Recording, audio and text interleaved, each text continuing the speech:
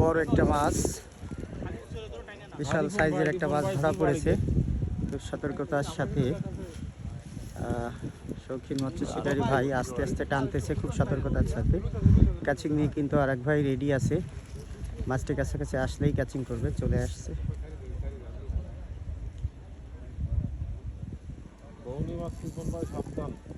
বৌনি মাছ।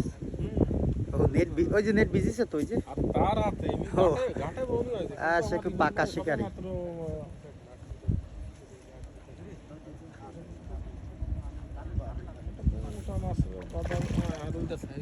হ্যাঁ সাইজ আছে, ভালো সাইজ, ভালো সাইজ।